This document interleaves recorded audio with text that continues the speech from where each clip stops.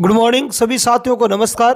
दोस्तों, आज की मनोविज्ञान की क्लास में हम साइकोलॉजी के महत्वपूर्ण प्रश्नों के बारे में चर्चा करेंगे और ये जो प्रश्न है वो रीट के साथ साथ मेन एग्जाम के लिए भी उपयोगी रहेंगे और लेवल 1 और लेवल 2 दोनों ही प्रकार के परीक्षार्थियों के लिए ये क्लास उपयोगी रहने वाली है। तो शुरुआत करते हैं आज के पहले प्रश्न की। आज का पहला प्रश्न है, बालक में चिंतन के विकास का सही क्रम है। मतलब है बालक में जो चिंतन की प्रक्रिया का जो विकास होता है उसका सही क्रम क्या है। ऑप्शन देखते हैं। ऑप्शन ए है कल्पनात्मक चिंतन, फिर उसके बाद में है प्रत्यात्मक चिंतन, फिर उसके बाद में है तार्किक चिंतन, फिर उसके बाद में प्रत्यक्षात्मक चिंतन। ऑप्शन देखो बी में क्या है। बी में है तार्किक चिंतन, उसके बाद में प्रत्यात्मक चिंतन, उसके बाद में प्रत्यक्षात्मक चिंतन और सबसे बाद में विकास होता है कल्पनात्मक चिंतन का। ऑप्शन सी में है प्रत्यक्षात्मक चिंतन, फिर है कल्पनात्मक चिंतन, फिर है प्रत्यात्मक चिंतन और फिर सबसे लास्ट में तार्किक चिंतन। और ऑप्शन डी में है आपके प्रत्यक्षात्मक चिंतन, फिर है प्रत्यात्मक चिंतन, फिर है कल्पनात्मक चिंतन और सबसे लास्ट में तार्किक चिंतन। और ऑप्शन ई में अनुत्तरित प्रश्न। तो देखो इस प्रश्न का जो राइट आंसर है वो हो जाएगा आपके ऑप्शन सी। देखो सबसे पहले बालक में प्रत्यक्षात्मक चिंतन का विकास होता है, उसके बाद में कल्पनात्मक चिंतन का विकास होता है, फिर उसके बाद में प्रत्यात्मक चिंतन का विकास होता है और सबसे लास्ट में होता है तार्किक चिंतन का विकास। आगे बात समझ में।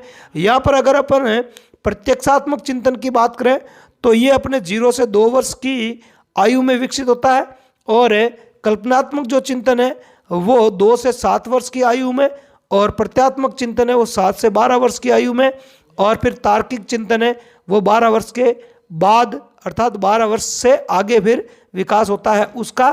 तो ये आपके बालक में चिंतन के विकास का सही क्रम और संबंधित उसकी आयु। अगला प्रश्न देखते हैं। दूसरा प्रश्न है, ज्ञान ग्रहण करने के तथा उपयोग करने के कितने पक्ष माने गए हैं। मतलब ज्ञान को ग्रहण करने के और उसके उपयोग करने के कितने पक्ष माने गए हैं। ऑप्शन ए है 2, ऑप्शन बी है 3, ऑप्शन सी है 4, ऑप्शन डी में है 5 और ऑप्शन ई में है अनुत्तरित प्रश्न। तो देखो इसका जो राइट आंसर है वो हो जाएगा आपके ऑप्शन बी 3। ज्ञान ग्रहण करने और उपयोग करने के कितने पक्ष होते हैं? 3 पक्ष होते हैं। ज्ञान ग्रहण करने के तथा उपयोग करने के 3 पक्ष माने गए हैं। पहला पक्ष है आपके ज्ञानात्मक पक्ष, दूसरा है भावात्मक पक्ष, तीसरा है क्रियात्मक पक्ष। आगे बात समझ में। अगला प्रश्न देखते हैं। तीसरा प्रश्न है, सूची 1 में दी गई मूल प्रवृत्तियों का मिलान सूची 2 में दिए गए संवेग से करके सही कूट को पहचानिए। मतलब सूची 1 और सूची 2 है। सूची 1 में मूल प्रवृत्तियां दे रखी है और सूची 2 में संवेग दे रखे। तो इनका अपने को मिलान करके फिर सही कूट को भरना है। तो देखते हैं सूची 1 में मूल प्रवृत्तियां कौन कौन सी हैं। 1 में दे रखा है भागने की प्रवृत्ति, 2 में है युद्ध प्रियता की प्रवृत्ति, 3 में है दया की प्रवृत्ति और इधर सूची 2 में है संवेग दे रखा है। ए में दे रखा है कष्ट संवेग, बी में है क्रोध संवेग और सी में है भय संवेग। तो देखो इसमें अपन पहले मिलान करते हैं फिर देखेंगे कि कूट है वो कौन सा होगा। तो भागने की प्रवृत्ति को अपन क्या बोलते हैं? प्लाइन भी बोलते हैं। क्या बोलते हैं? प्लाइन भी बोलते हैं। तो प्लाइन का संबंध किस संवेग से होता है? ये हो जाएगा आपके भय से। किससे? जब व्यक्ति को भय उत्पन्न होगा तो वो उस भय के कारण भागेगा, मतलब उस परिस्थिति से दूर भागेगा, प्लायन करेगा। आगे बात समझ। तो भागने की प्रवृत्ति 1 का मिलान हो जाएगा आपके सी से। फिर आपके युद्ध प्रियता की प्रवृत्ति, युयुत्सा बोल सकते हैं इसको पर, है ना, युयुत्सा या युद्ध प्रियता की प्रवृत्ति। युद्ध कब करेगा? युद्ध करेगा जब उसको क्रोध आएगा, है ना। क्रोध की स्थिति में क्या होता है? युद्ध होता है। क्रोध की स्थिति में क्या होता है? युद्ध होगा। तो युद्ध प्रियता की प्रवृत्ति से जुड़ा हुआ संवेग कौन सा हो जाएगा? क्रोध हो जाएगा। कौन सा हो जाएगा? क्रोध हो जाएगा। और फिर है आपके दया की प्रवृत्ति। तो दया की प्रवृत्ति कब उत्पन्न होगी? जब कष्ट होगा। कष्ट से दया की प्रवृत्ति का विकास होता है। आगे बात समझ। तो संवेग क्या हो जाएगा? कष्ट हो जाएगा। तो कहने का मतलब है 1 में आ गया आपके सी, बी 2 में आ गया आपके बी और 3 में आ जाएगा आपके ए। इसलिए इसका राइट आंसर वो हो जाएगा आपके ऑप्शन सी हो जाएगा। क्या हो जाएगा? ऑप्शन सी हो जाएगा। अगला प्रश्न देखते हैं। फ्राइड के अनुसार जब प्राणी के अचेतन मन में दमित इच्छा चेतन मन में आने की कोशिश करती है तो व्यक्ति डैश डैश डैश मतलब रिक्त स्थान की स्थिति में फंस जाता है। मतलब है फ्राइड क्या कहते हैं, फ्राइड कहते हैं कि जब व्यक्ति की कोई भी इच्छा जो अचेतन मन में दबी हुई है और वो चेतन मन में आने का प्रयास करती है, तो ऐसी स्थिति में व्यक्ति किसका शिकार हो जाता है, मतलब किस स्थिति में फंस जाता है। ऑप्शन ए है कुंठा, ऑप्शन बी है दुश्चिंता, ऑप्शन सी है द्वंद्व, ऑप्शन डी में है तनाव और ऑप्शन ई में है अनुत्तरित प्रश्न। तो इसका जो राइट आंसर है वो हो जाएगा आपके ऑप्शन बी दुश्चिंतता। अगला प्रश्न है, ल्यूपोल्ड बेलक ने निम्न में से किस परीक्षण को विकसित किया। देखो ल्यूपोल्ड बेलक ने कौन से परीक्षण का विकास किया, ऑप्शन देखते हैं। ऑप्शन ए है CAT, ऑप्शन बी है TAT, ऑप्शन सी में है आपके SCT और ऑप्शन डी में IBT और ऑप्शन ई में अनुत्तरित प्रश्न। तो देखो इस प्रश्न का जो राइट आंसर है वो हो जाएगा आपके ऑप्शन ए CAT, है ना, बाल प्रसंगात्मक परीक्षण हो जाएगा। क्या हो जाएगा, बाल प्रसंगात्मक बोध परीक्षण हो जाएगा, CAT, है ना।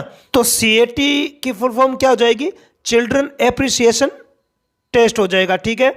और TAT जो होता है ना, थीमेटिक एप्रिसिएशन टेस्ट, ठीक है। तो इसका जो विकास है वो किया था आपके मुर्रे ने, किसने किया था, मुर्रे ने।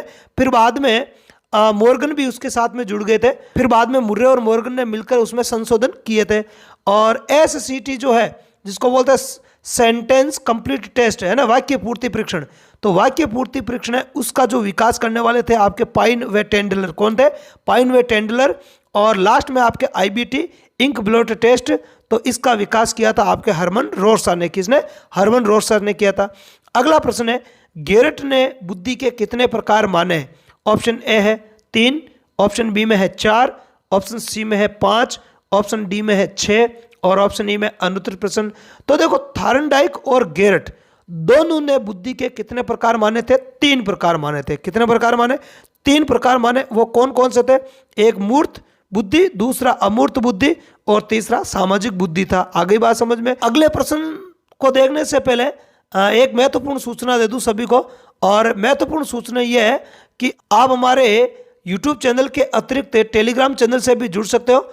और मिलर एजुकेशन के टेलीग्राम चैनल से जुड़ने का फायदा आपको ये होगा कि वहाँ पर रीड से संबंधित सब्जेक्ट्स के डेली आपको निश्चित एक शेड्यूल के तहत क्विज मिलता है, तो उन क्विज को आप अटेंड करके अपनी तैयारी को और बेटर कर सकते हैं।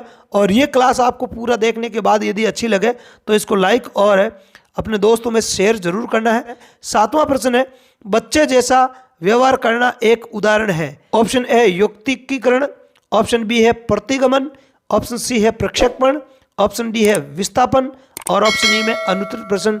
तो देखो बड़े का, किसका, बड़े का या वयस्क का बच्चे के समान व्यवहार करना, ये किस प्रकार की रक्षा युक्ति है। आगे बात समझ में। तो ये रक्षा युक्ति हो जाएगी अपने प्रतिगमन। क्या हो जाएगी, प्रतिगमन हो जाएगी। इसको प्रतिगमन के नाम से जाना जाएगा। अगला 8वां प्रश्न है, अध्यापक की सर्वाधिक उपयुक्त उपमा दी जा सकती है, मतलब अध्यापक की किससे उपमा दी गई है। ऑप्शन ए है अभिभावक से, ऑप्शन बी है समाज सुधारक से, ऑप्शन सी है माली से, ऑप्शन डी है राष्ट्रनायक से, ऑप्शन ए में अनुत्तरित प्रश्न। तो इस प्रश्न का जो राइट आंसर है वो हो जाएगा आपके ऑप्शन सी माली से। देखो फ्रोबेल ने शिक्षक को क्या कहा, माली कहा है। क्या कहा, माली, और बच्चे को पौधा माना है। ठीक है, जिस प्रकार माली पौधे को सींचकर बड़ा करता है, वैसी ही भूमिका फ्रोबेल ने शिक्षक की बताई है कि जो शिक्षक होता है वो माली की तरह होता है, जो बच्चों में ज्ञान को सींचता है। किसको, ज्ञान को सींचता है। आगे बात समझ में। अगला प्रश्न है, क्रो व क्रो ने किस शताब्दी को शिशु या बालक की शताब्दी कहा है। तो क्रो एंड क्रो ने कौन सी सदी को शिशु या बालक की सदी कहा है। ऑप्शन ए है 18वीं शताब्दी, ऑप्शन बी है 19वीं शताब्दी, ऑप्शन सी है 20वीं शताब्दी, ऑप्शन डी है 21वीं शताब्दी, ऑप्शन ई में अनुत्तरित प्रश्न। तो इस प्रश्न का जो राइट आंसर है वो हो जाएगा आपके ऑप्शन सी 20वीं सदी, है ना। 20वीं शताब्दी को क्रो एंड क्रो ने शिशु या बालक की शताब्दी कहा है। लास्ट और आज का अंतिम प्रश्न है, कौन सा अवसर किशोरों की आवश्यकता है, मतलब कौन से अवसर है वो अपने को किशोरों को देने चाहिए। तो ऑप्शन देखते हैं। ऑप्शन ए है वाद विवाद, ऑप्शन बी है तर्क, ऑप्शन सी है चर्चा, ऑप्शन डी में है सभी, ऑप्शन ई में अनुत्तरित प्रश्न। तो देखो इसका जो राइट आंसर है वो हो जाएगा आपके ऑप्शन डी सभी।